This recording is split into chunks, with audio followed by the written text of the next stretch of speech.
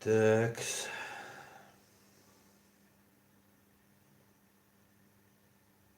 Слышно ли, видно ли меня? Так. Слышно ли, видно ли меня?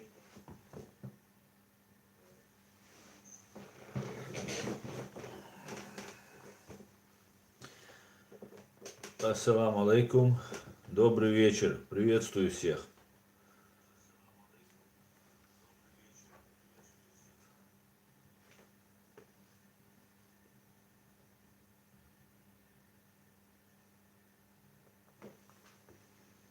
Так, привет, мой юный друг. Привет, Сергей, привет. Как звук, как слышно меня?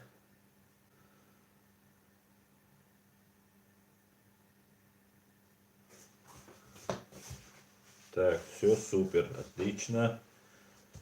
Салам из Туркмении, привет, Туркмения. Иван Санжура. Супер, отлично.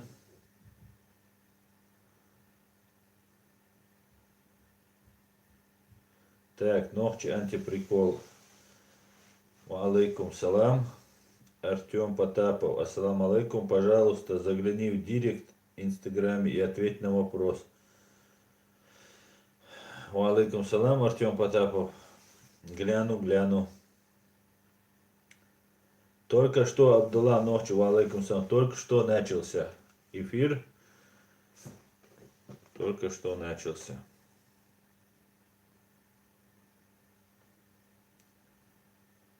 Машалхир. Добрый вечер, Евгений. Камаджоба from the mountain. Отлично себя чувствую, все хорошо. Это пройдет. Алейкум салам.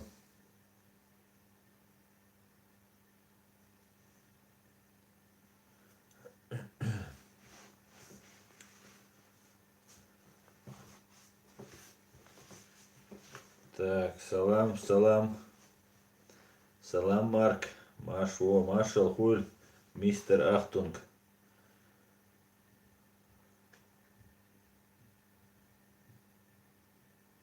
Так, подождем немного. Машал хуль, мистер Ахтунг.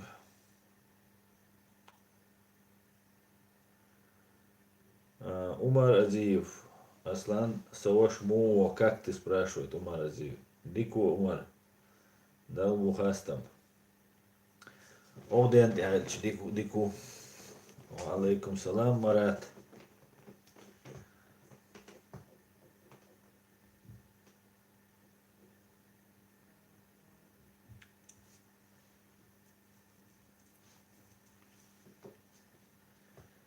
Дарку алейкум салам.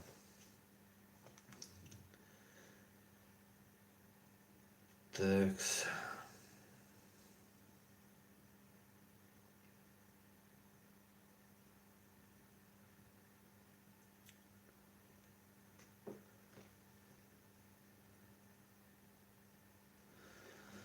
Так, начнем. Давайте начнем. Начать я бы хотел бы, знаете, сегодняшний эфир я бы хотел начать с одной новости. В первую очередь обратиться к украинцам. Завтра в Харькове, 12 часов 19 апреля 2019 года будет суд в Харькове над Илаевым Амхадом, которого собираются отдать России по требованию России.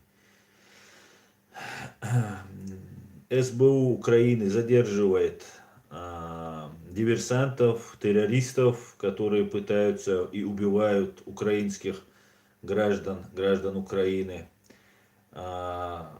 Задерживает незаконно моряков, захватывает в плен, делает разные другие преступления, идет война, как вы знаете.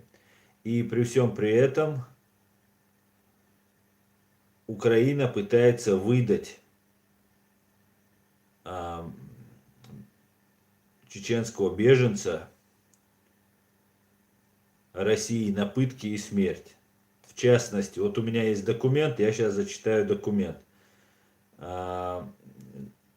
Белоусенко есть такой, начальник отдела международного сотрудничества прокуратуры области, старший советник юстиции М. Белоусенко. Так вот, этот Белоусенко просит применить гражданину Российской Федерации Илаеву Амхаду Датхоевичу, 86 года рождения, меру пресечения в виде содержания под стражей, экстрадиционный арест сроком 12 месяцев до решения Генеральной прокуратуры Украины вопроса о выдаче и фактической передаче компетентным органам Российской Федерации. В течение экстрадиционного ареста содержать Илаева Амхада Датхоевича в государственном учреждении Харьковский следственный изолятор. Так вот, Илаеву сейчас грозит 12 месяцев, то есть год, и будут ждать решения Генеральной прокуратуры. Я не понимаю, за что, если этот человек не совершил преступления на территории Украины против граждан Украины по надуманным обвинениям, которые Россия высасывает из пальца, обвиняет людей в преступлениях, которых они не совершают, массово сажает, убивает, пытает. Вот смотрите, что пишет Генеральная прокуратура. Генеральная прокуратура России. Запрос такой. Я просто тут выдержку зачитаю, все читать не буду. Некий заместитель генерального прокурора Российской Федерации Н.А. Винниченков пишет. Смотрите. Генеральная прокуратура Российской Федерации гарантирует, что запрос о выдаче не имеет цели преследования лица по политическим мотивам. Как адвокат в уголовных делах, я ответственно заявляю, это ложь. Я ответственно заявляю, ложь. Россия всегда, практически всех чеченцев требует из-за их политического преследования, так как оккупировали нашу страну и требует, чтобы мы подчинились этой оккупации. Так, но не имеет цели преследования лица по политическим мотивам в связи с расовой принадлежностью, вероисповеданием, национальностью или политическими взглядами. Илаев Амхад в Российской Федерации, Илаеву Амхаду в Российской Федерации будут предоставлены все возможности для защиты, в том числе помощь адвоката. И он не будет подвергаться пыткам. Ложь. Еще одна, вторая ложь. Жестоким, бесчеловечным, унижающим достоинством видом обращения. Ложь. Третье. Или наказание. Четвертое. Незаконно, необоснованно. Чеченцы подвергаются статьям и их осуждают. 4 лжи уже есть у товарища Винниченкова. В соответствии с статьей 3.6 Конвенции о защите прав человека и так далее. Смертная казнь назначается и так далее. Вот я бы хотел попросить украинцев призвать власти Украины, призвать власти Харьковской области, правоохранительные органы Харьковской области, вмешаться в это дело. Против вас идет война, и вы при всем при этом выдаете людей. У этого человека в первой войне погибло 2 брата, один родной, один двоюродный, если я не ошибаюсь, которые принимали участие против оккупантов. Во второй войне 3 его брата были похищены, один пошел на сотрудничество и состоял в нефтеполку, так называемом, были похищены, вызван с места несения службы. Это делалось для того, чтобы сохранить свою жизнь, когда если у тебя кто-то из родственников оказывается погиб, ты попадаешь в черные списки, да, и для того, чтобы сохранить жизнь себе и своим братьям, родственникам, люди часто шли на службу, что запрещено, прямо запрещено Международной конвенцией. Так вот, эти его 3 брата были похищены, один вызван, 2 других забраны из дома, убиты, я об этом делал ролик отдельно, у меня на канале он имеется, и убили. Все, после этого остальные тоже должны быть уничтожены, так как они понимают, что брат будет об этом говорить, будет призывать об этом и в случае возможности потребует восстановления справедливости по отношению, ну, будет настаивать на том, чтобы была восстановлена справедливость.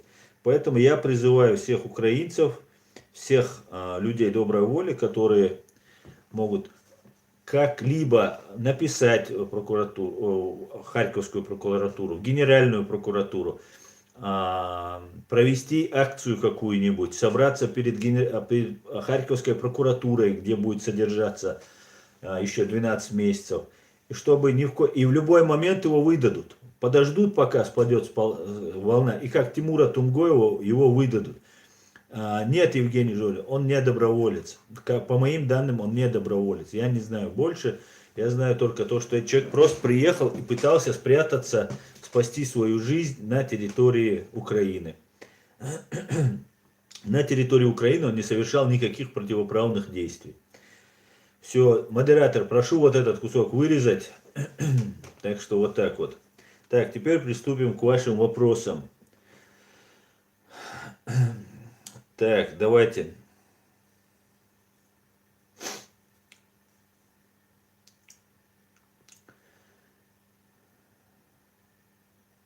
Амин, амин.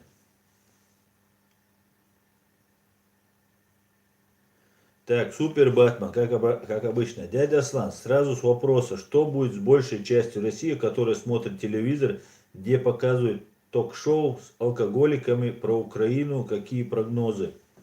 Что будет с большей частью? Я не знаю, что с ними будет. Евгения Жорина. Именно название, где именно суд, у вас есть информация? Да, завтра в 12 часов будет суд, я вам сейчас скажу.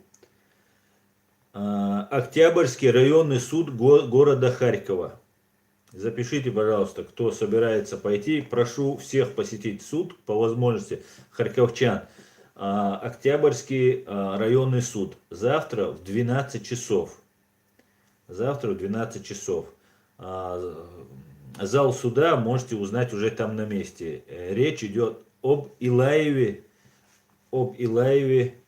Амхаде Датхоевиче. Так, возвращаемся к вопросам. Так, Абдаллах Ночь. Аслан, есть какая-нибудь новость, на которую напали Малайзия? Узнали кто-нибудь? Ну, тайна следствия, я не думаю, что полиция будет об этом распространяться. Полиция их ищет, активно ищет. Я думаю, здесь найдут. Здесь полиция работает, я думаю, найдут. Если они хоть на минутку включили свой телефон, там пообщались, я думаю, они уже под колпаком будут, если есть. Пока у меня нет такой информации. Водку, особенно пиво, нужно запретить, говорит Сергей Некрасов. Да, и тогда в России начнется бунт. Маждада, насчет договора с Россией сказал Пауль фон Гинденбург. Да там, Маждад, много кто говорил. Договор с Россией не стоит бумаги, на которой написан. Михаил Лаурен, опять напали на Минкаэла. 27 марта Михаил Лаурен напали на него. Больше после этого нападения не было. Так, что еще? Что еще? Какие вопросы?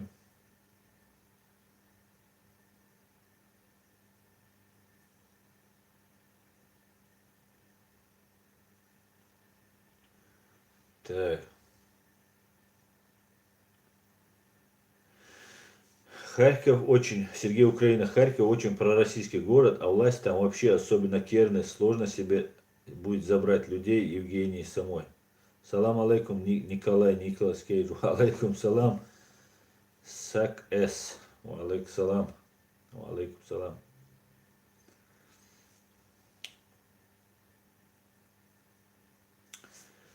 Так, Абдуллах Ночь. Аслан видел на ЧГТРК, Рамзан говорит, что у Аслана Масхадова был российский паспорт.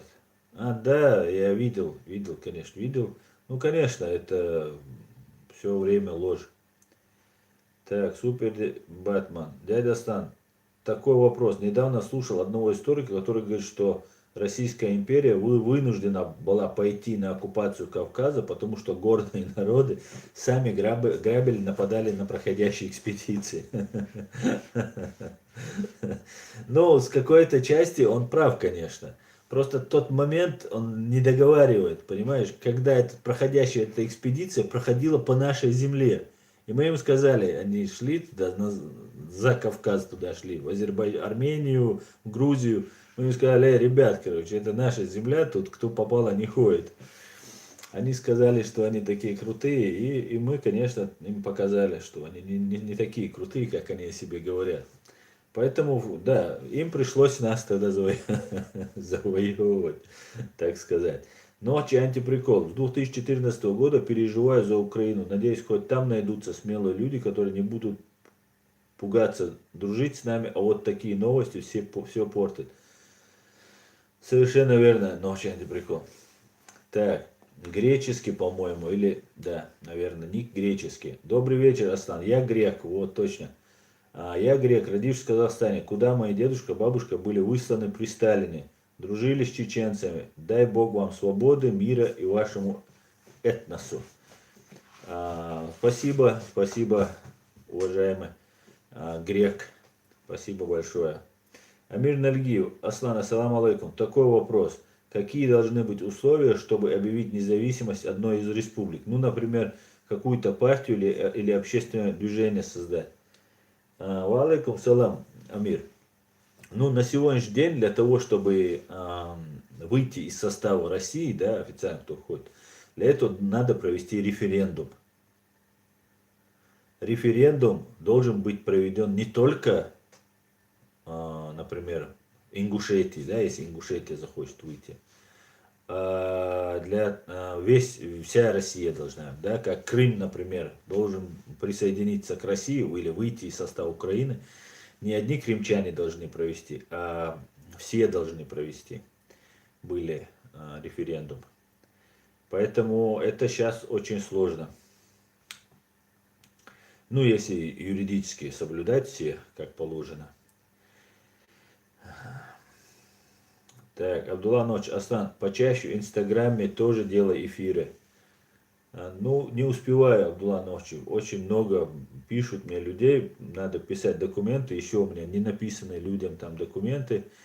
И я писал кое-что, ну, просто уже не успеваю.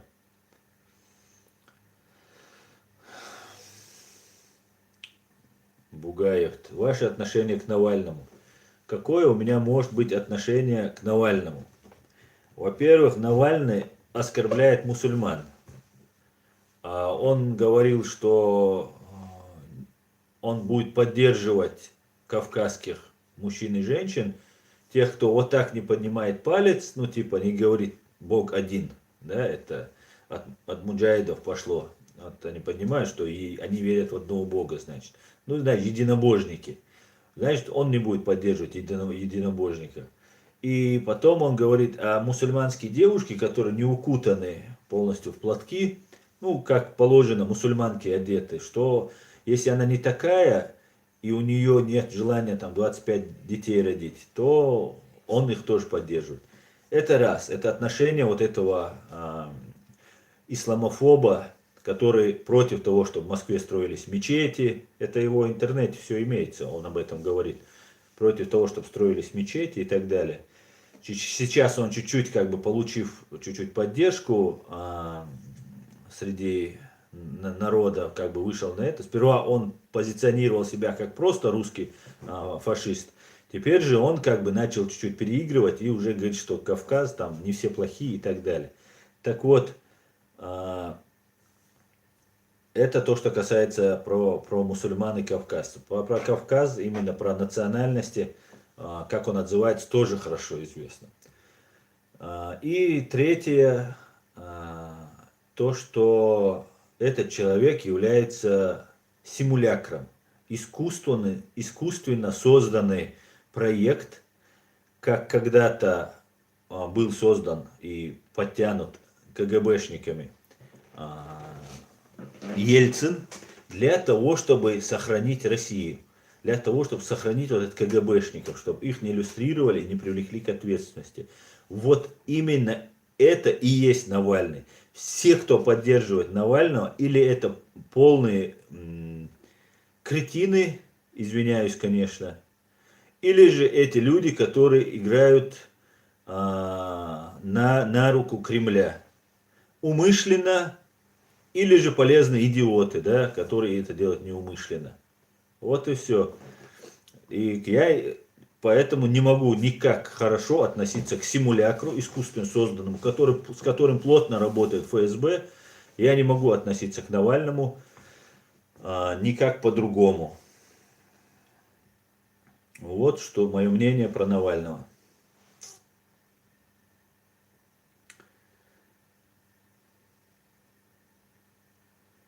Алайн Волков. Объясните, пожалуйста, откуда вы возьмете кадрового сотрудника для построения государства, если все воры вокруг и необразованные? Спасибо. Ну, во-первых, как говорится, нет худа без добра. Мы прожили уже тут, в Европе, мы уже почти 20 лет живем. И в каждой стране, нас здесь в Европе около 300 тысяч. В каждой стране у нас есть молодежь. Это огромнейший потенциал, об этом я говорю. У нас есть эти люди, которые будут восстанавливать наше государство после деоккупации. Огромное количество людей мы наберем. Это связи, более того, не только образованные люди, это еще связи, которыми эти люди обзаводятся. Это владение языков, это владение разными науками. И поэтому наша ситуация на сегодняшний день просто в корне изменилась. Просто супер у нас все отлично. Есть один момент, у нас страна оккупирована, и против нас ведется сучья война, когда наших родственников берут в плен, пытают, убивают там и так далее. Поэтому в этом плане чеченцы пока сейчас не могут о себе открыто заявлять.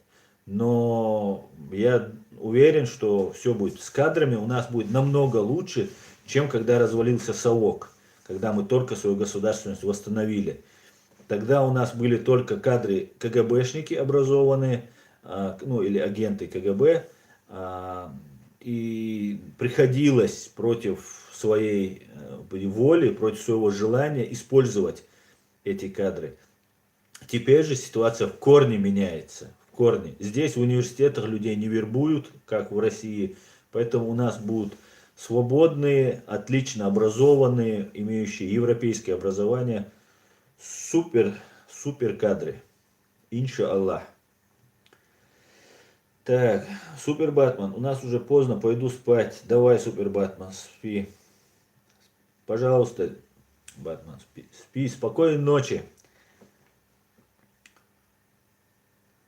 Так. Марат, я про договор с Россией не знаю, что сказала Англия или Наполеон, но я видел видеоролик, где Дудаев говорит, что российское руководство опустилось до уровня лагерных сук, и что только воры в законе, да, правильно, говорил так Дудаев, что только воры в законе имеют более-менее вес и порядочность. Так, Амир Нальгиев. Референдум, чтобы провести, нужно до этого как-то проводить какие-нибудь мероприятия, чтобы народ поддержал это движение. Знаешь, нужно много работать. Просто мое мнение, что Российская Федерация недолго осталась. Ну вот, когда будет Российская Федерация развалиться, тогда можно будет выходить уже без референдума, когда Россия развалится. Так. Лабди, Аслан, где Россия, там хаос. Совершенно с вами согласен.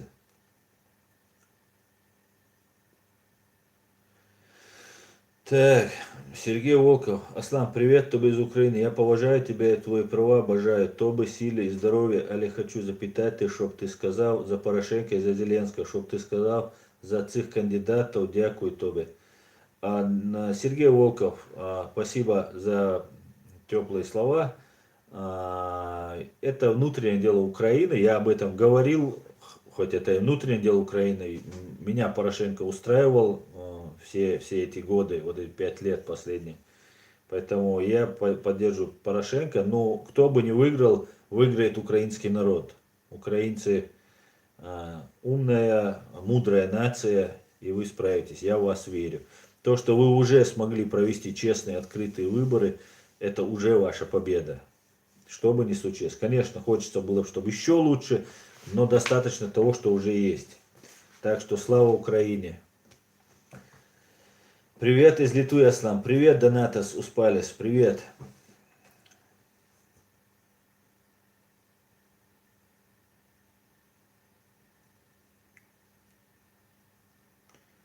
Господа, покупайте билеты на стрим. Цена билета лайк, говорит Марк. Совершенно верно, лайк.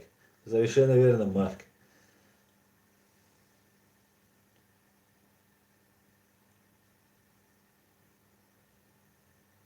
Так, Адам Адамов, ассаламу алейкум, Если в Российской империи изменится нынешняя власть и будут перемены в Кремле, как вы думаете, обойдется ли это изменение без войны на кавказских регионах?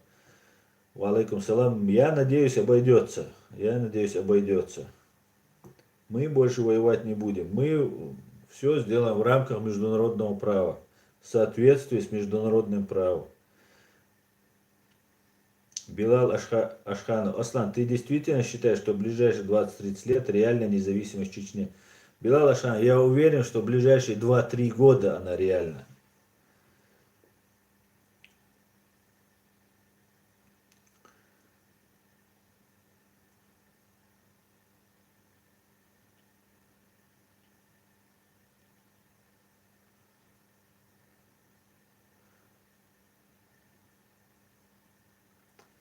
Так, привет, Молдова, говорит Виктор Иванович. Привет.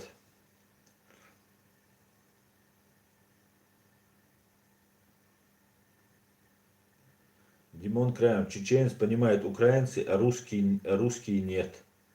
Димон Крамер.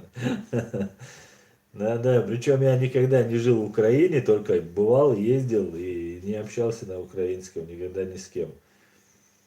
Перевозчик 95, регион. Братан, при всем уважении как к земляку, ну у нас при Ичкере никакого государства не было. Был бандитизм и мародерство. Я сам тут обе войны пережил. Ичкерию помню. Это не государство, а бардак. Перевозчик 95, 5 регион. Ну, я с тобой не согласен. Я с тобой не согласен. Так как у нас, конечно, был бандитизм, но это все большая часть. Это было послевоенное время, и много Россия делала для того, чтобы раскачать эту ситуацию. Так, пенек московский задонатил. Дал Садор, пенек московский. На карту боев. Принято. По карте боев, кстати говоря, там уже работа кипит, полный рост. Так что, друзья, давайте вместе собирать информацию по поводу карты боев и делать. Аслан дерзкий. Закая Мацхазарусун. Ицаха Кестхазару Далмула. Так, From the Mountain. Аслан, как ты относишься к Саакашвили? Как этот человек смотреть со стороны интересно? Ну, я к Саакашвили отношусь хорошо, он очень такой заряд энергии, ну, талантливый, умный политик. Вам повезло с ним, он многое сделал для Украины.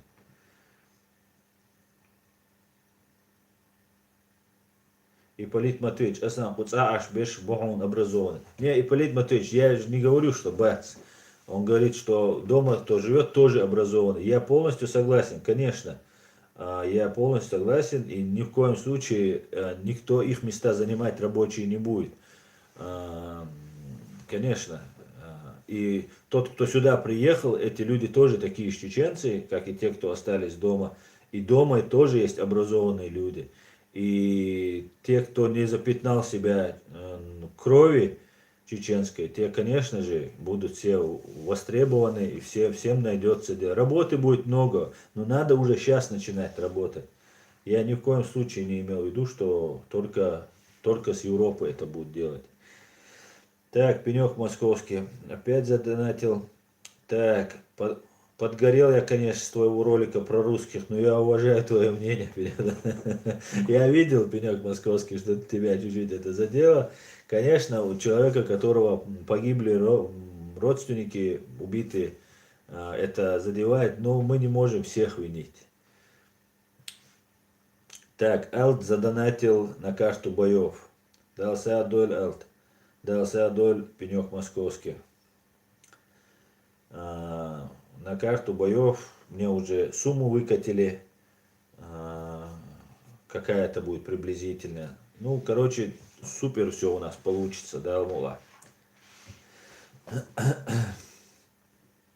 Так, Алекс Адам. Кадыров постоянно заявляет, что он трудится во благо народа. Как ты думаешь, он действительно работает для народа?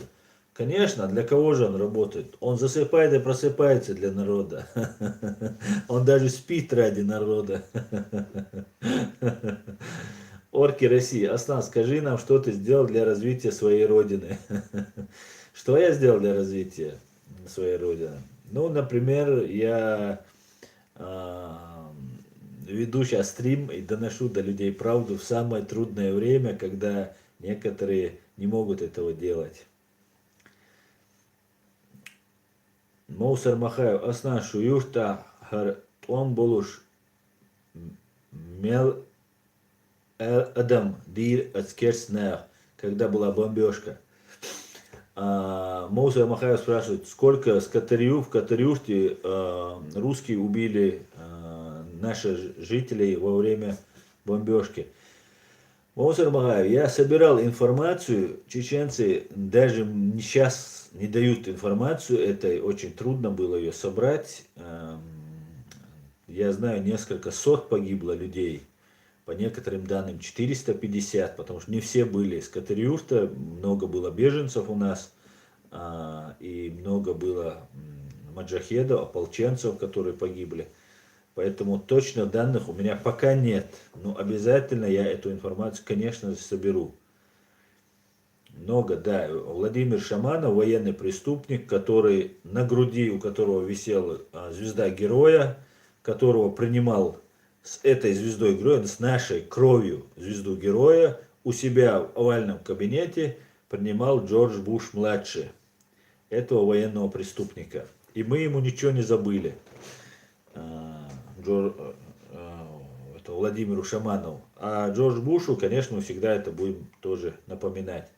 А Шаманову мы привлекем к ответственности за это. Инша Аллах. Дал мула. Ничего не забыто, ничего не прощено. Так, я чуть-чуть перемотаю, друзья. Если что, не сильно меня ругайте, ваши вопросы уже очень много.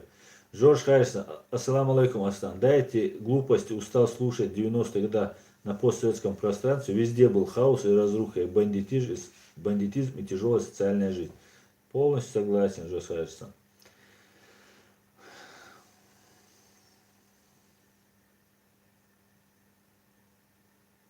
Аслан, большую сумму, пенек московский, большую сумму за карту боев озвучили. Нет, небольшую сумму. Сколько же он сказал? У меня сейчас это все записано там.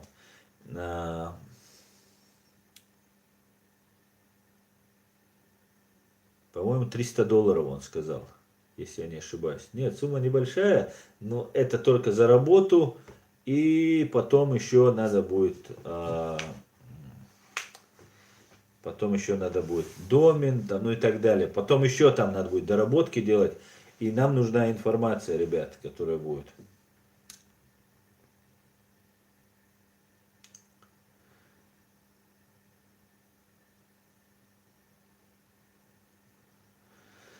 Так, Ливан Касрадзе. Аслан, привет, хороший канал, интересно рассказываю. Скажи про Сталина, почему к нему так негативно? Ну, Сталин военный преступник и массовый убийца.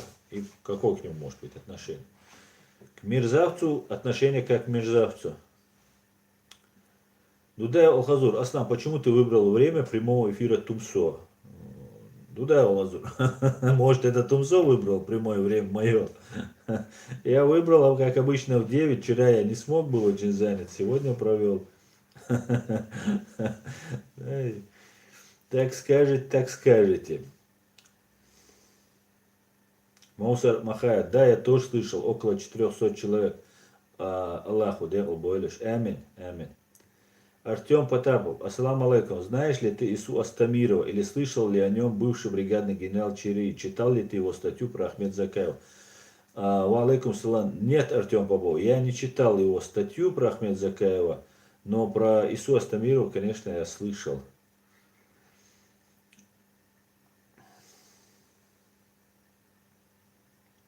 Так, Дока Евро. Ассаламу алейкум, Аслан. Не выходи в эфир, когда уходит Тумсу. У меня не получается обоих смотреть. Ну, ты меня предупреждай, когда он тогда будет. Или его предупреди. Я это не слежу, я же делаю как обычно, 9 часов ухожу. Так, Аслан, как относится к культу личности Назарбаева? Отрицательно. К любому культу личности я отношусь отрицательно. Так, Элд задонатил. Элд меттен элди эл мегардохон. И Бог, да. А за земля, куп элды. Он говорит, вместо элд метта можешь говорить элды. Да, садор элды. Я с черноречия. Так, Марк Робертсон. Ассаламу алейкум, аслам. В первую очередь, чтобы решить проблему в Ичкерии, нужно полностью поменять верхушку власти в России. Все проблемы оттуда на простых граждан. Полностью согласен, ва алейкум салам. Так, Пенек задонатил московский. Дался доль Масара. Братья, давайте соберем эти $300 на карту боев на нашей родине. Большая просьба ко всем мужчинам. Смех у тебя ехидный, говорит, золотая. Рад, что тебе нравится. Маждада. Любой диктатор, бандит, убийца и преступник. Согласен. Мурат Абрегов. Ассаламу алейкум. Как-то раз ты рассказывал, что защищал кабардинца Хамжуева. Что с ним стало? Сколько ему дали лет? Хамжуев, Ислама Хамжуева осудили на длительный срок 17 лет. Дали, по-моему, ему. Или 18. Это был большой срок был. 17 и год испытать. Или 18, по-моему, это было лет. Это было спланированное дело. Оно было под контролем тогда Патрушев, по-моему, тогда был Патрушев, директор ФСБ, а Медведев или Бортников, я сейчас не помню, кто был, но они докладывали, я помню, еще тогда по новостям показали, что они задержали особую банду, хотя это все было инсценировано, эти ребята реально состояли в сопротивлении, реально были против оккупационной власти на Кавказе, преступной, и при всем при этом, ну, короче говоря, их осудили незаконно. Да, у них было оружие, за оружие можно было их осудить, даже за участие в так называемых незаконных вооруженных формированиях их можно было осудить, но 18 лет им дали еще привесить к этому делу бандитизм, теракт, которого они не совершали. Но там нарушений было очень много. Хамжуеву дали вот такой срок. Так, Мурат Абрегов. Да, вот ответил я Мурату. Да, Саадоль Мурат Абрегов. Ва алейкум салам, кстати, и дал Баркал. Так, Ногчи антиприкол задонатил. Аслан, я не нашел отдельный отрывок из стрима, где говорится о карте боев. Хотел отправить ребятам, которые многое повидали. Я сделаю, давайте сейчас тогда я, наверное, сделаю, да, и потом, вот сейчас будет на 40-й минуте, и можно будет тогда, дался доля, ночь антиприкол. И хорошо, что ты напомнил. Так, давайте я тогда сделаю сейчас тогда заявление по этому поводу, анонс, чтобы потом можно было вырезать и можно было распространить это дело. Так, смотрите, у нас уже работают программисты по поводу создания карты боев. Это такая карта, на которую будут нанесены места боестолкновений, места боев, где проходили, и места военных преступлений и массовых убийств российской оккупационной армии граждан Чеченской Республики Ичкерия. Это будет наподобие как Google Maps, Google карта, где будут обозначены такие флажки. На этих флажках будет, например, где место боев, там будет две сабли скрещенные, где были боестолкновения. А где было убийство, массовое убийство, там будет красный полумесяц. Ну, или что-нибудь наподобие, да, что мой программист скажет. Они сейчас уже делают эту работу, я им потихонечку даю информацию, но я уже одну информацию дал сейчас, сегодня я им еще скину эту информацию. И эта карта, в этой карте будут модераторы, люди, которые, как, например, в Википедии, да, человек, который зарекомендовал себя, которого я проверил, я знаю, что человек свой, я ему доставляю доступ, и человек может добавлять. Например, нажимаешь на саблю, две сабли скрещенные, где было боестолкновение, и в этом месте указывается количество участников с обеих сторон, если есть возможность, да, на сегодняшний день, если, например, эти люди уже известны, да, или погибли они уже, или об этом уже пресса писала, что не является тайной, указывается количество участников, командиры, если есть, если нельзя упоминать о фамилии, конечно, фамилии не упоминаются, командиров и личного состава. Количество потерь с обеих сторон, и к этому же флажку привязывается фото или видео, или статья про это. И это потом будет дорабатываться, это огромная работа, которую мы обязательно должны сделать. И вот такого плана карта уже сейчас в процессе производства. Поэтому нам нужно собрать необходимые средства, и для этого вот мы здесь все и собрались. Так что вот Баркал, ногти антиприкол. Короче говоря, я все сказал. На 40-й минуте это надо будет вырезать и выложить. Так, я перелистываю, друзья, извините, что всех не прочитаю. Так, Джахар Дудаев вернулся.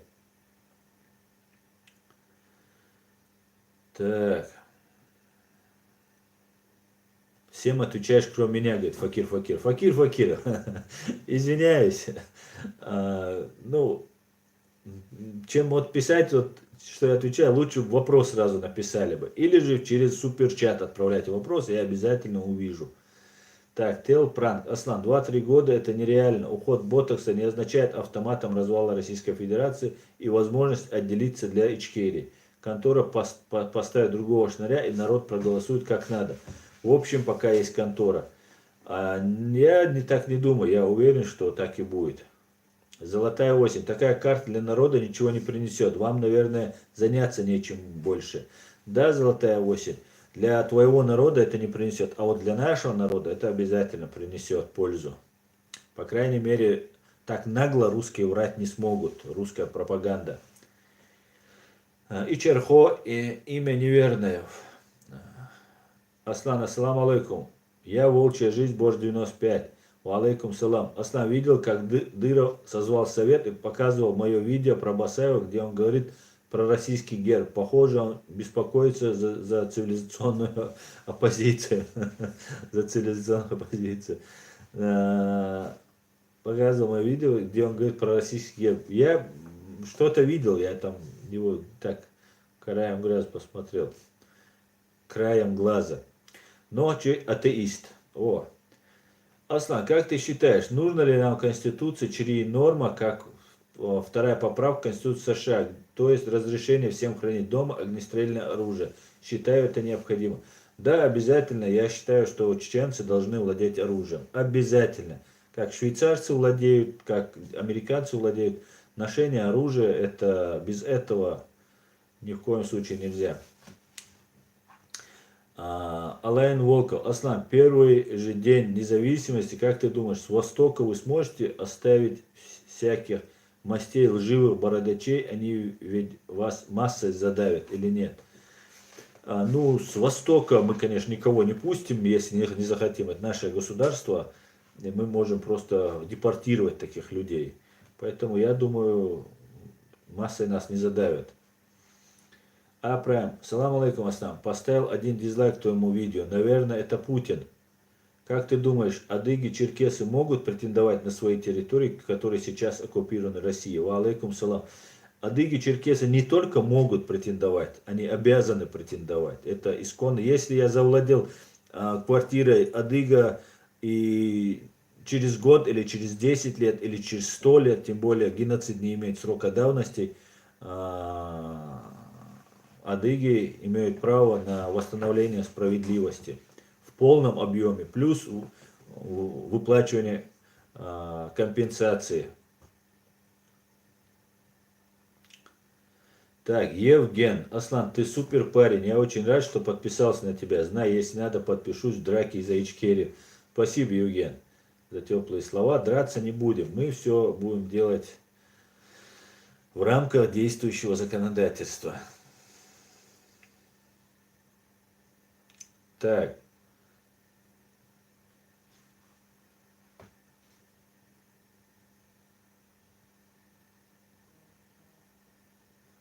Так, ассаламу алейкум, говорит Магомед Казимагомадов. Ва алейкум салам.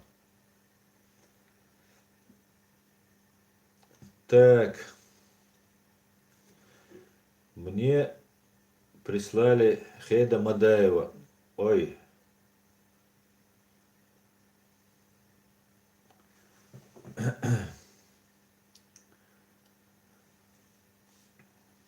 Это...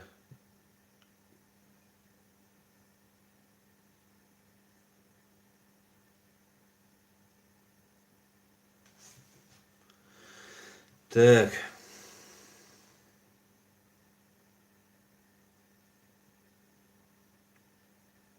Деврес Хуль Масана. Так.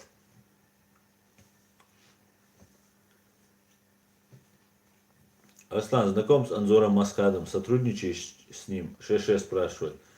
Я лично не знаком, но в Фейсбуке мы общаемся, так знаком. Нет, я с ним не сотрудничаю.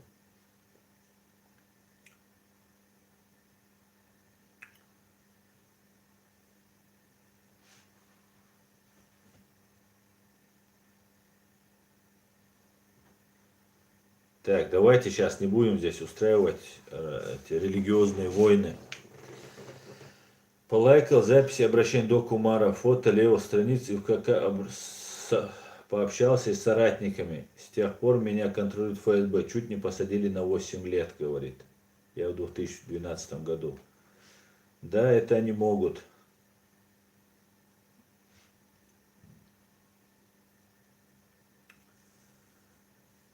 Так, волка ноги кормят. Аслан, чеченский алфавит на основе латиницы для клавиатуры на телефон никто не занимается.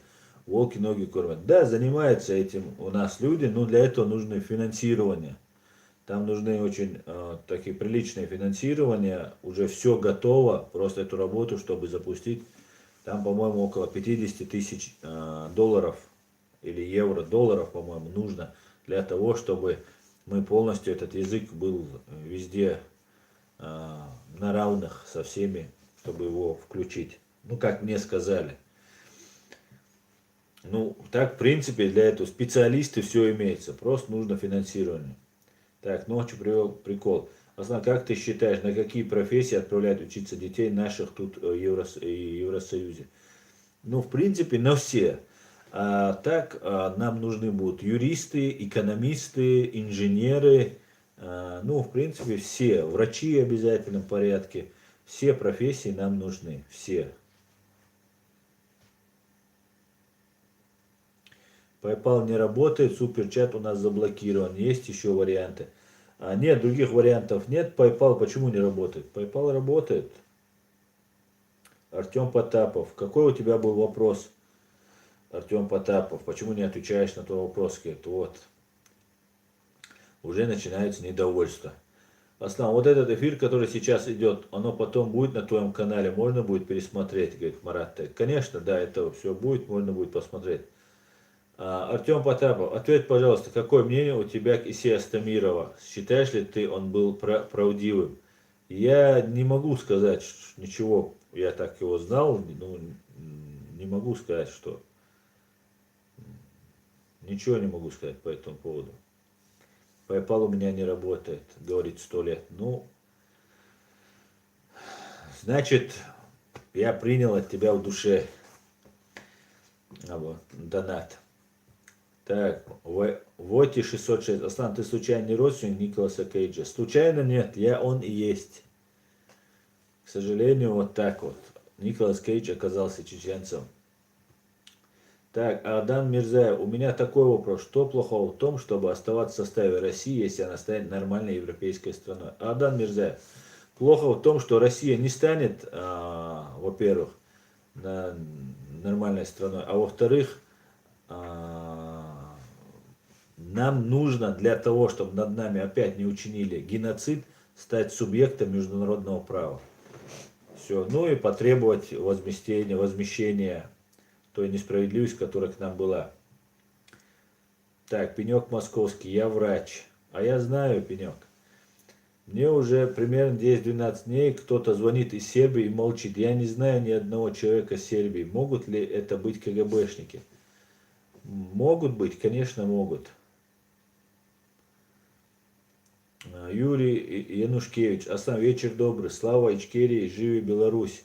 Героям слава, Юрий Янушкевич.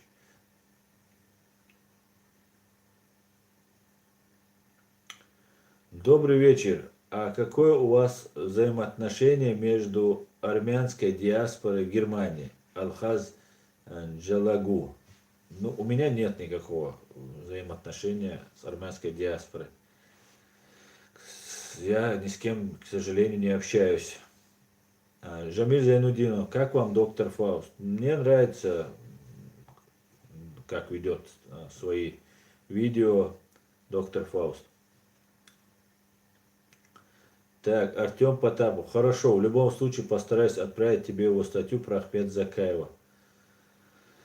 Так, вот и 606. Брат Эваз Могола Азбекшбеб Хон. По-братски дал духа войла. Эваз Омадат. Вот и.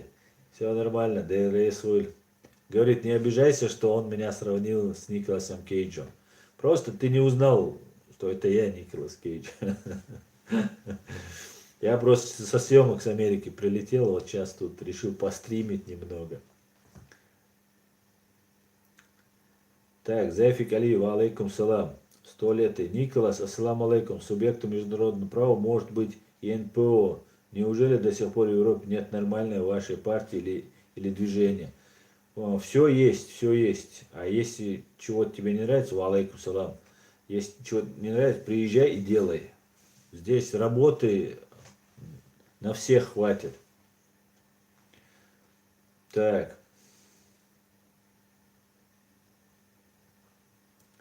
Адан Мирзаев, 400 ярдов, о которых ты говорил, достаточно для экономического развития. В каком направлении будет развиваться Чечня? Нефтересурсы становятся все менее прибыльными. Ну, мы будем, конечно, использовать все это 400 миллиардов, это же не для развития экономики.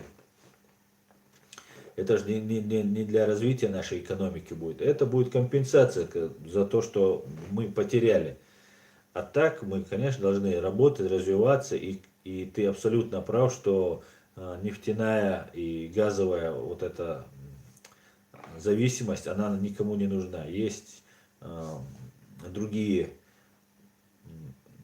возможности добывать электроэнергию.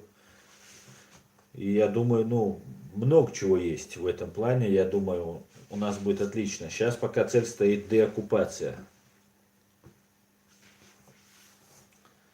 Так. Факир, Аслан Сумжок Цалуа. Волга Факир. А грязи чула. Факир, чем ты это писал бы, ты бы лучше бы сразу написал бы. Я бы тебя заметил бы. Твой вопрос заметил бы.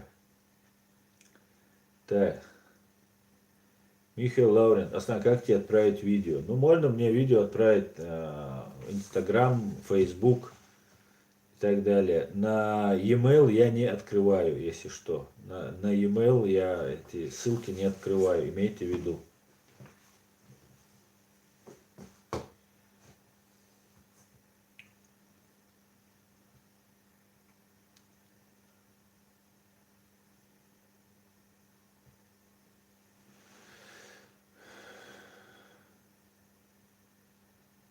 Так,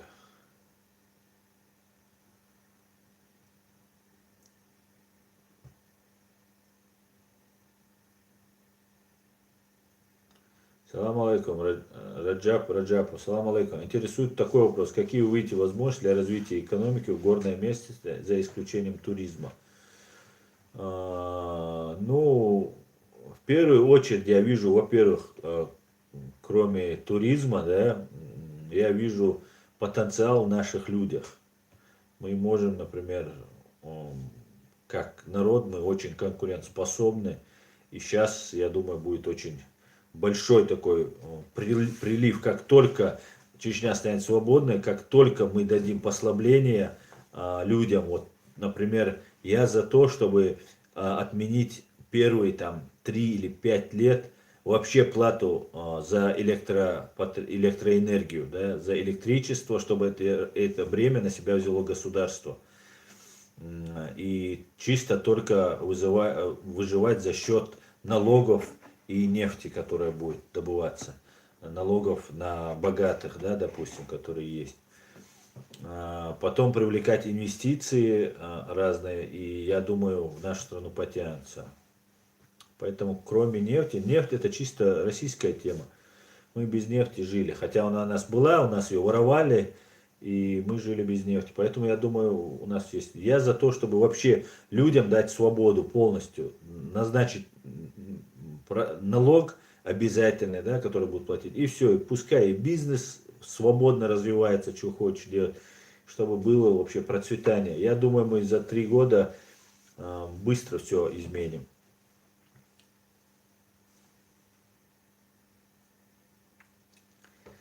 Да, кстати говоря, Ишчхо имя неверное. Асан, расскажи им, что мир уже далеко пошел, что для электричества достаточно поставить на крышу солнечную батарею в крайнем случае. Да, да, да, здесь в Германии это очень, кстати, распространено. Здесь много солнечных батарей, или этих ветряных мельниц. Ну, конечно, это я абсолютно уверен, что у нас все будет отлично. Так, все, давайте тогда перелистаю. Просто Магомадов, Аслан и все остальные давайте исключим из лексикона российский термин Чечня. Сколько уже можно эту тему говорить? Ну да, кстати говоря, это неправильное выражение. В этом абсолютно с тобой согласен. Так, Джима Курбанов. Прямой эфир, да?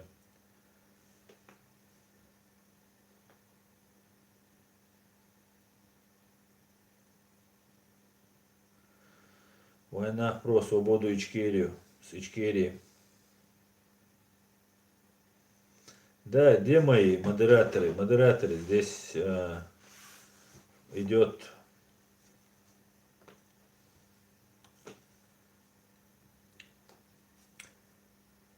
Георгий Че. Аслан, как вы думаете, с падением власти в Москве начнутся ли войны на Кавказе, как это было в 90-х годах?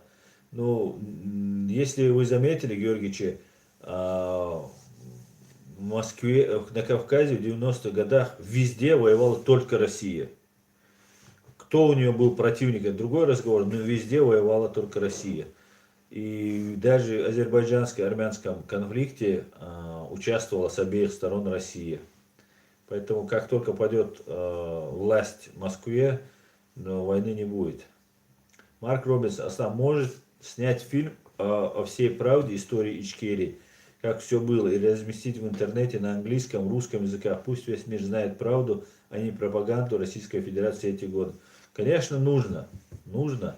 Давай, Марк, подключайся, давайте делать. Давайте делать. За нас это никто не сделает, поверьте. Арко, Аслан, проверь аккаунт поступления платежей. Должен быть установлен PayPal Express Checkout Setting. Только это принимают платежи с любых кредитных дебетных карт. Ну, у меня все нормально. У меня есть вот этот PayPal и все принимается.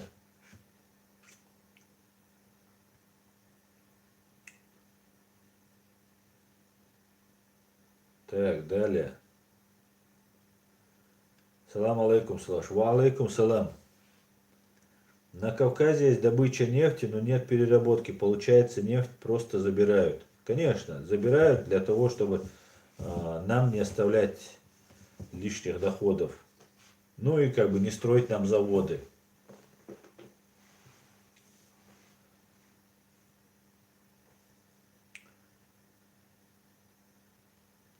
Так, пенек московский. Ичкерии, наверное, всю нефть уже выкачали русские. Да, я думаю, уже там осталось немного ее. Адан Мирза, как думаешь, почему Урус-Мартан выбрал федеральную сторону и что делать с тем селом-городом, который, будучи, поступит так же? Я считаю, что не Урус-Мартан выбрал.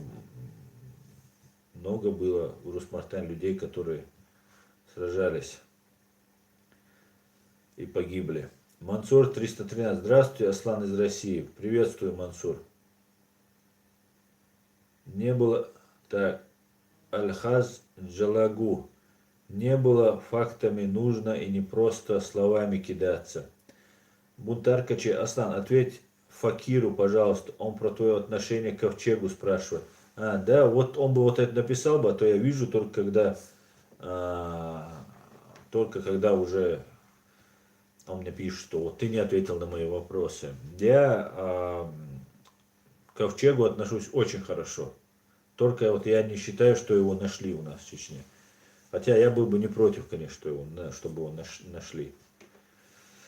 Так, а как ты думаешь, Алды, Аслан, как ты думаешь, между Америкой и Китаем будет борьба за российские ресурсы? Абсолютно точно будет, Алды. Не только будет, она уже идет, и я думаю, все уже... между Америкой, конечно будет, конечно будет. Я думал, между Россией и Китаем, я тебя неправильно понял. Конечно будет. Так, Факир Факиров, что ты думаешь про то, что в Чечне ковчег нашли? Я думаю, не нашли его. Это басни. Но я был бы не против, чтобы его нашли.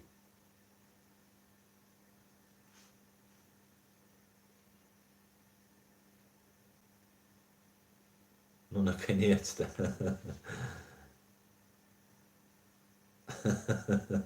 Вильпаинкульт. Найти бы этот ковчег, чтобы уплыть отсюда куда-нибудь. По легенде, люди говорили, что там жили большие великаны, где остановился ковчег. Это Лех говорит. Евген, Аслан, я с тобой согласен, что надо по закону, но с таким нелюдем, как Ходорковский, по закону просто нельзя. Таких, как он, надо не по закону. Нет, надо всех по закону. Только по закону. Это самая большая ошибка. Даже с Путиным надо по закону. По-другому просто никак. И они этого больше всего боятся по закону. Они хотят, чтобы было не по закону, потому что власть у них, им это будет очень удобно. Нас сделать, мы должны всегда соблюдать закон. Будет у нас власть, не будет у нас власть. Всегда мы должны просто подчеркнуто всегда. Сила в законе. Не будет закона, не будет ни государства, ничего. Лонель Ридер. Ассаламу алейкум. Про Шевченко будет выпуск, а то некоторые думают, что он брат мусульманин и все такое. Ва алейкум салам. Ну, что о нем говорить? Я о нем уже сказал.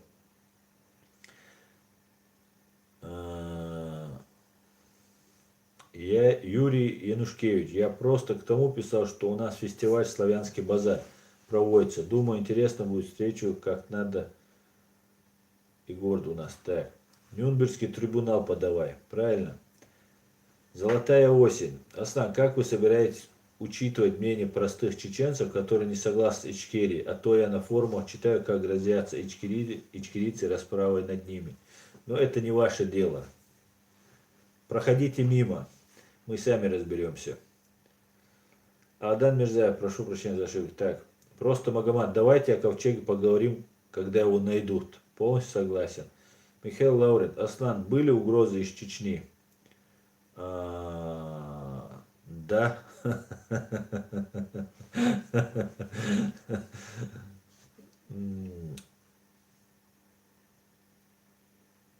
Аслан, назови, пожалуйста, сколько ведущих партий или движений чеченцев в Европе? 100 лет.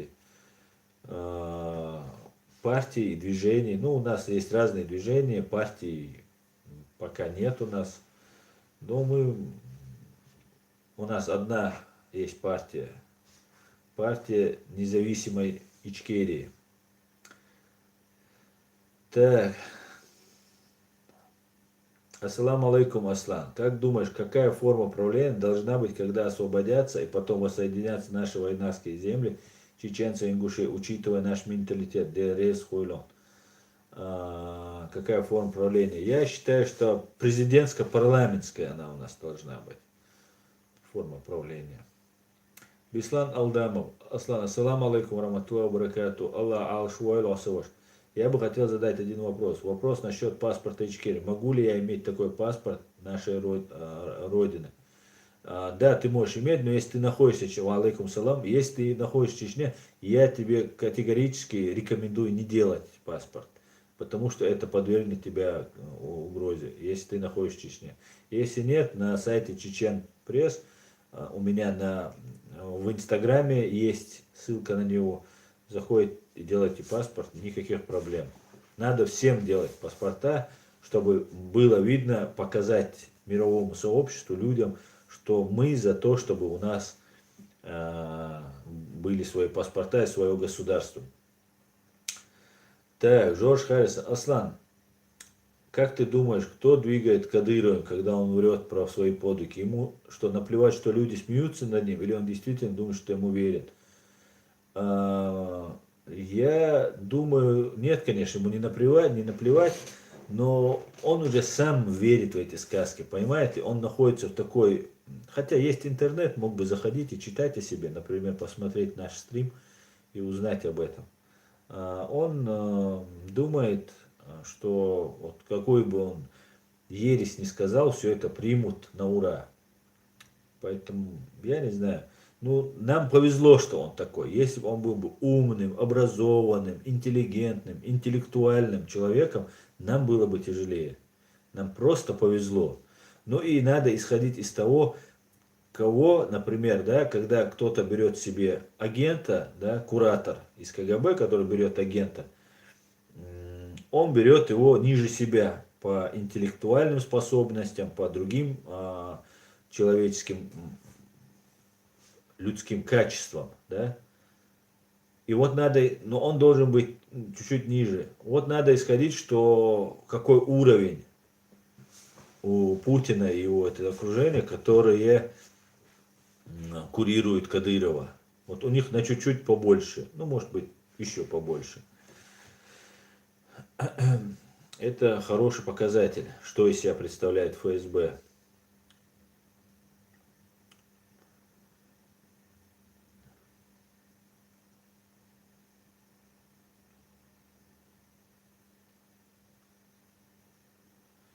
Факир Факиров. Аслан, очень много всего сходится к тому, что он там, брат.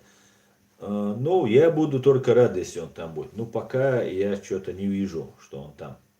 Вот и 606. Аслан, ты слышал про то, как Лечо Борода, что можешь про него сказать? Лечо Борода был убит в тюрьме, я могу сказать, как я помню, если это о нем речь. И его убили, на нем испытали, я так понимаю, полоний-210, который потом применили к Литвиненко. Вот что я могу сказать. Просто Магомадов. Чтобы зайти и читать, надо голову иметь. Ты о чем, Аслан? Голову, да. Без головы не прочитаешь. Так, Мансур 313. Ичкерия намеревалась помогать Азербайджану, но силы оказались на исходе. Много недругов общих стало. Мы за сионизм в Азербайджане. Когда это наступит, то все братья Кавказа воссоединятся. Правда? Ничего не понимаю. Ну, не все понял. Бислан Алдамов. Аслан. Аллах рейс хулон, брат. Аллаху Акбар. Масана хулон. Аллах рейс. Ичхархо имя неверное. Аслан, представляешь, насколько пал КГБ, если Кадыров оказался ниже интеллектом? Это уровень их. Адан Мирзаев, что думаешь о работе в местном суде? Ну, второстепенной должности просто уже нет работы. Ну, я знаю, что такое. Там нет суда, там есть симулятор. Да? Это все преступники. Все судьи в Чеченской Республике со всей ответственностью заявляют преступники. Так, Зубер Шишани. Ассаламу алейкум, Асан. Тебе нужно премьер-министром Ичкерии, иншаллах. Ва алейкум салам. Нет, мне такое не надо. Я буду заниматься правозащитой. Это мое. Так. Просто Магомадов, кто бы помог, Ичкерии помог, сколько можно спасать мир, тем более, что мир нас об этом не просит. Абдулла Шишани, Асан, Киет Дуя, Дух, Киет Делерсон. Есть ли у тебя бумаги, говорит, позитив, спрашивает меня Абдулла Шишани.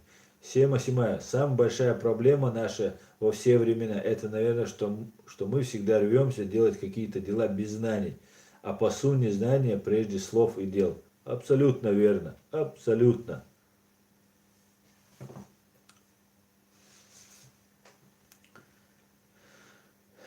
Так. Прима опа. 2 дизлайка прибавилось. Рамзан с женой поход. Ночью антиприкол. Далберг, дерес хуй. Адам Мирзаев, Мегарда, тобой хочу передать всем правильный режим сна, важная составляющая в жизни каждого.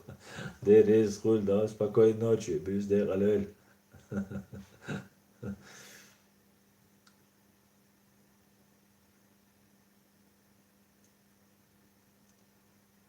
Так. Лек, какие имеются предпосылки, шансы для создания государства Ичкерии, есть ли какой-нибудь потенциал для этого? Конечно, есть, я об этом постоянно говорю, конечно. Потенциал огромнейший, все супер у нас. Просто не представляете, как все будет хорошо.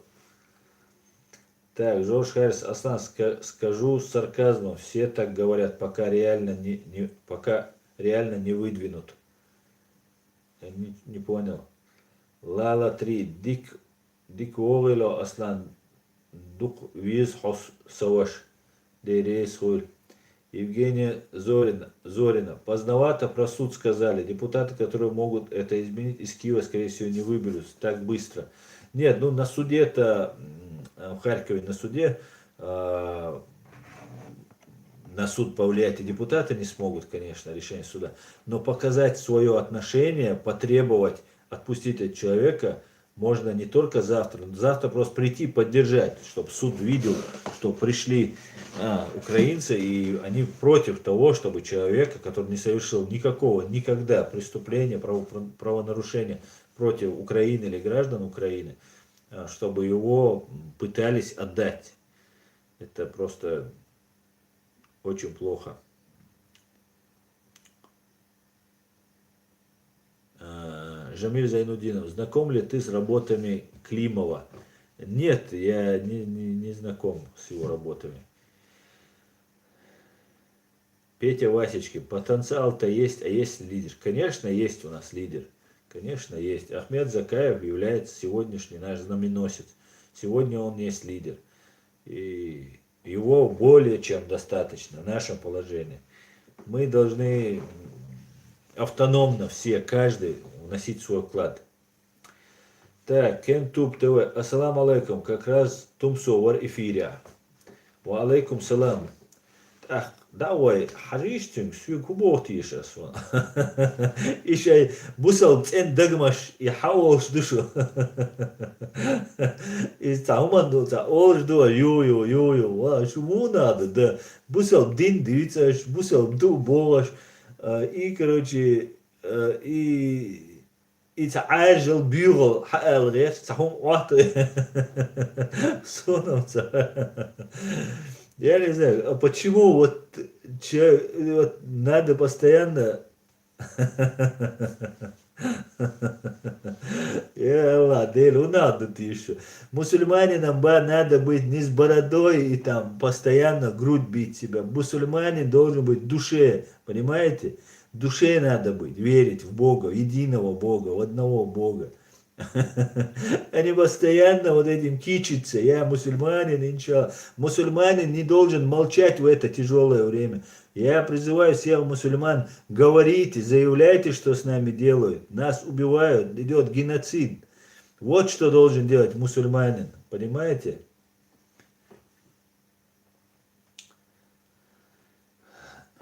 بيخسى بوك كنتم просто حتسأل سأله يا تسأت أخسو انت روال حويك конкретно حويك تسبوز Ой, хаусиш, я только рад, я только рад за всех. Мансур 313. Слушал много выступлений в интервью Закаева. Почему-то он внушает доверие. Закаев давно на этом пути, и я думаю, Закаев заслужил, по крайней мере, доверие. Делрейсо Кентуб ТВ. Просто ЛРСМ дал алш войла. Делрейсо интервалля. И конкретно бош тайзеро. Аслан, ведь борода это сунна, говорит степной волк. Да кто отрицает, что это? Ну что, я этого не знаю, что ли? Ну кто говорит, что не сунна? Я что, это отрицаю? Но есть более важные вещи, чтобы обсуждать, правильно? Мужчине про бороду, чем говорить.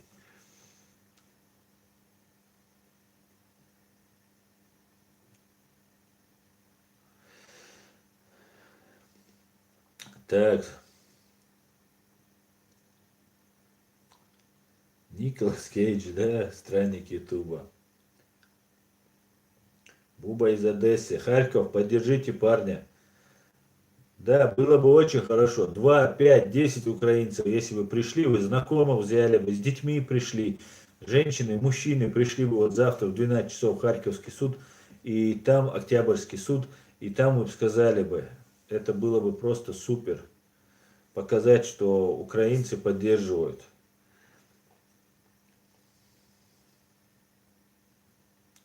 Пенек московский. В Ингушетии 40 шьют задержанным. Аслан, как думаешь, что будет? Будут сроки. Вот что я думаю. Пенек московский. Будут сроки. Этим парням дадут показательно, назидание всем остальным большие сроки. И все, кто выходил на митинг, должны сейчас приходить в суд, выходить снова и стоять за этих людей. Потому что любой из них мог оказаться на их месте.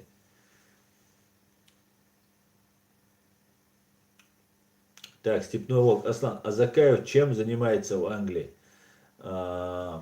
Живет, занимается нашими государственными делами. Живет в Англии. Мухаммад Аднани. Смотрю иногда твои ролики, одно скажу, ты вызываешь уважение, восхищение, как образованная личность. Спасибо, Мухаммад. Ну, спасибо, что сказать. Гектор Барбаросса в 2014-2015 служил в армии, регулярно промывали мозги, что Украина на нас хочет напасть и так далее. Заставляли насильно подписывать контракт для отправки в Украину. Представляю, как промывали мозги в 94-м. Да. Ну, на нас они оттачивали это мастерство. Сейчас Украина, у нее все готово. Так, инженер-конструктор. Ассаламу алейкум. Дерейс Хил. Я рад, что ты спокойно объясняешь, держишься. Ва алейкум салам. Держимся. Что делать? Странник Ютуба, реалити. Мне кажется, что я тебя где-то видел. Как твоя фамилия, если не секрет? Я не могу открыть фамилию. Про меня могут узнать. Моя фамилия Арцуев. Кентуб ТВ. Я слышал, в швейцарском банке есть деньги граждан Ичкерии. Неправда, да? Я слышал, что в английском банке. Ну, могу ошибаться. Так, ДТЛ. Аслан, когда мы можем подать документ на рассмотрение признания Ичкерии как государства, Украину и Грузию и Турции? Нельзя подготовить документы, где мы требуем, чтобы нас признали, у нас есть история. В любое время мы можем подать. В любое время. Если правительство Ичкерии, почему нет силовых структур Чечни? Майк Смит. Если есть правительство Ичкерии. Ну, потому что у нас страна оккупирована, если вы помните. Так, Евген. Аслан, и мне не позволяет образование говорить, что не по закону. Но как терпеть, когда ты прикоснувшись к родной земле и видишь на ладонях кровь, даже она просит помощи от верных своих сыновей. Да, да, вы правы, Евген. New Horizons. И эти парни долго не проживут в российской тюрьме. Да, есть про эти ингушских активистов, которые задерживают. Конечно, там на показательные сроки сейчас будут давать. Степной волк, Аслан, ты с Черноречья, я тоже там жил по улице Донбасской. Как давно это было, я тебе скажу. Я там жил. Эх, времена. Я жил по Иркутской улице. Так, подготовить переписи небольшой, и от имени всех надо подать документы, запрос на рассмотрение в Думе и так далее, и чтобы у них признали нас. Умар Азиев, Аслан, Ичкерия, армия, образование, служить, дойтердуй. Дойтерду, ну, в зависимости, кем ты хочешь стать. Если ты офицер, конечно, ты должен иметь образование. Если ты рядовой состав, то можно после там, школы там, и проходить какие-то курсы. Но это, я думаю, служить можно будет, конечно. Семит. Так, Ипполит Матвеевич.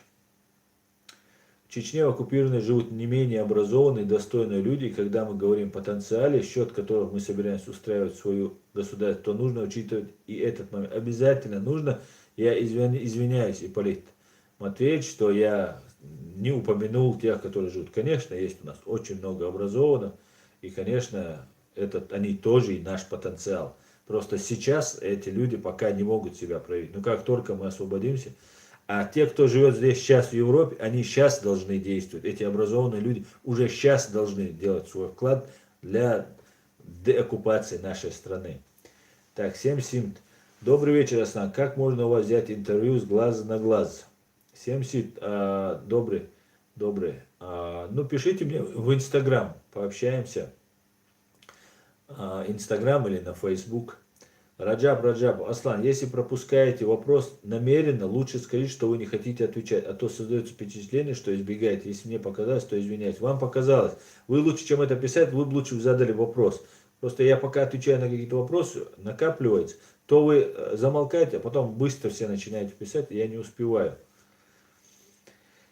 Так, силовая, так, почему турки не признают нас? Не знаю, Степной волк, почему турки не признают.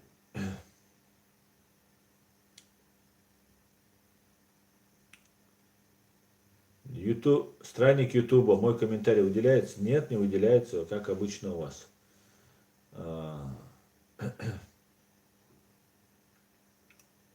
Так, просто Магомадов. У них была возможность, турки считают, что они будут решать судьбу Кавказа и что это их вотчина. Да. Пенек московский. Я спать пойду. Аслам, баркал за стрим. Всем ассалам алейкум, братья и сестры. Ва алейкум салам. Добьюсь лер пенек московский. Степной волк. Ва алейкум салам. Так. Аслан, объясни народу, почему у нас на гербе волк. Алды. Объясняю, народ. Потому что это наш символ свободы. Символ мощи. И вот поэтому у нас волк. Золотая осень. Аслан, лучше бы ты провел дистанционное обучение юриспруденции для чеченской молодежи. Золотая осень, ну, столько рекомендаций с вашей стороны. Просто, что бы я без вас сделал? Абдалла Че, ассаламу алейкум, ва алейкум салам. Степной волк. Нет, это не мне. Почему Германия? Потому что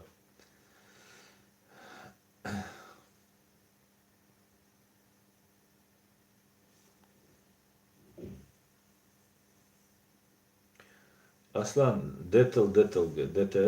Аслан, кто готовит эти документы на подачу признания нас? И что мы ждем?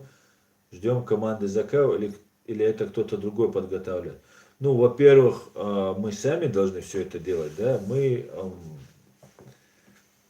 подали сейчас в украинский парламент в Раду о признании геноцида 1944 года, который Европарламент в 2004 году принял резолюцию о признании геноцида 1944 года. Ну так, все, что можем, мы делаем. Кто хочет, подключайтесь, давайте, делайте. Все ради народа. Делайте.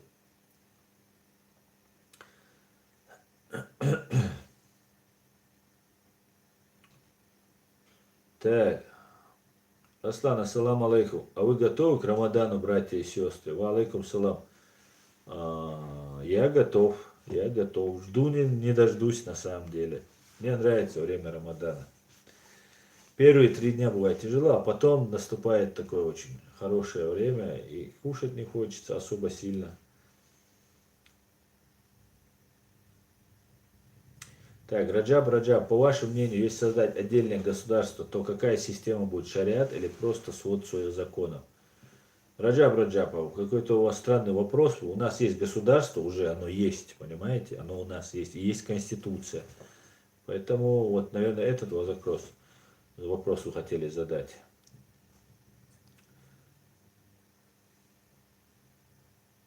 70. Аслан, что вы думаете об убийстве Амины Акуевой, а также Тимура Махаури? И вообще, признают ли на Украине чеченские батальоны? Ну, я не знаю, признают ли их, нет, они действуют, они признаны, если бы они не признавались бы, их бы оттуда попросили бы. А убийство Амины Акуевой и Тимура Махаури – дело рук российских спецслужб. А как же харьковский ультрас, говорит Буба из Одессы, неужели не поддержат? Вильпес Инкульта. Для юристов и людей, которые изучают юриспруденцию, рекомендую книги на сайте Консультант Плюс. Там на каждое право отдельный курс учебников. Правильно. Степной волк. Алды. Волк, потому что не цепные собаки. Все верно. Степной волк. Аслан, как ты думаешь о двойнике Путина? Я ничего не думаю. Может и есть какой-то, где-то куда-то отправляют. Скорее всего, но так я не знаю. Мухаммад Аднани, искренне желаю тебе успеха в твоем деле. Хоть как мусульманин я не поддерживаю ваше стремление к национальному государству Ичкерия. Спасибо. Баркалла, брат. Мухаммад Аднани, оглянись в прошлое и настоящее. Аллах унижает тех, кто поднимает какое-либо знамя, кроме как ла илах иллаллах, тем более националистическое. Дудаев лично у меня вызывает уважение как стойкий правитель, но он, к сожалению, так и не стал мусульманин и не установил шариат. Мусульманином, Мухаммад, ты абсолютно не прав. Ты не можешь обозвать не мусульманином человека, который является мусульманином. И есть опасность, что ты тоже можешь перестать быть мусульманином, если ты будешь называть мусульманина не мусульманина. Тем более нашего первого президента, который отдал свою жизнь. И нет Бога, кроме одного Бога, да, ла илаха иллаллах, нет Бога, кроме одного Бога, то есть нет много божеств, есть только один Бог. И мы, и Дудаев, и все мы признаем. А если ты считаешь, что ты можешь поднять другой флаг, поднимай, поднимай. Я не знаю, кто ты по национальности, но я надеюсь, что в твоей стране есть шариат настоящий. И мы посмотрим, обязательно пришлем к вам наших лучших богословов, выучимся у вас и как у вас сделаем у себя, иншаллах.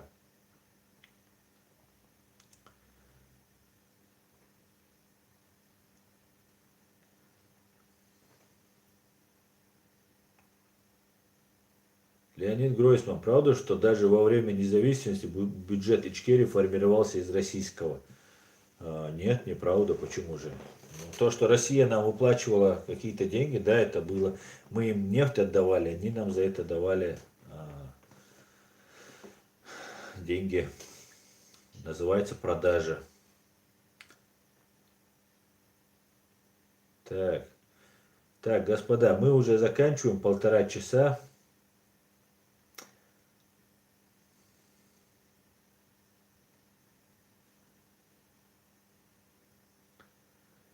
Юсуф Ялхой. Ассаламу алейкум, ураматуллах, машуаль, ва алейкум салам, машалхуль. Так, господа, я думаю, пора заканчивать. Аслан, ассалам алейкум. Скажи, пожалуйста, кто был этот мальчик, который протянул стакан, который был мальчик, который был протянул стакан с вином? Это был молодой человек, ему протянули этот стакан с вином. Ему преподаватель под столом протянул и сказал: выпей. Он сказал: нет, я не буду. И вот такая вот ситуация случилась.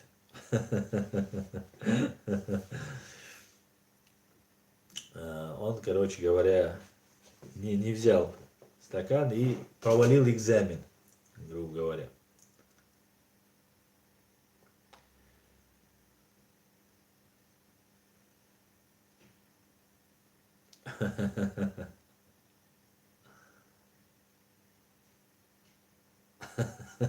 Кентуп.